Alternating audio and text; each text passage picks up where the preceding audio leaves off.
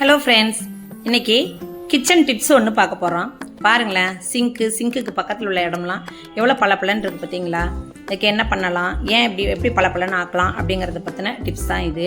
எப்பொழுதுமே சிங்க்கு நம்ம அடிக்கடி தண்ணி புழங்குறதுனால அந்த இடம் வந்து பூத்து போய் உப்பு கரை படிஞ்சு தண்ணினால் வெள்ளையாக ஒரு மாதிரி அசிங்கமாக தெரியும்.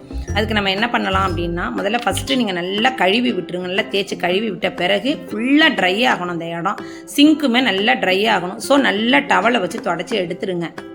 இப்போ என்ன பண்ணுறீங்க, ஒரு டிஷ்யூவில் கொஞ்சம் தேங்காய் எண்ணெயை ஊற்றி ஃபுல்லாக அந்த இடமெல்லாம் அப்ளை பண்ணி விடுங்க. ஒரு இடம் விடாமல் ஃபுல்லாக அப்ளை பண்ணுங்கள். ஆனால் காஞ்ச பிறகு தான் இதை நீங்கள் செய்யணும். இடம் வந்து நல்லா காஞ்சி இருக்கணும், சிங்க்கும் நல்லா காஞ்சி இருக்கணும்.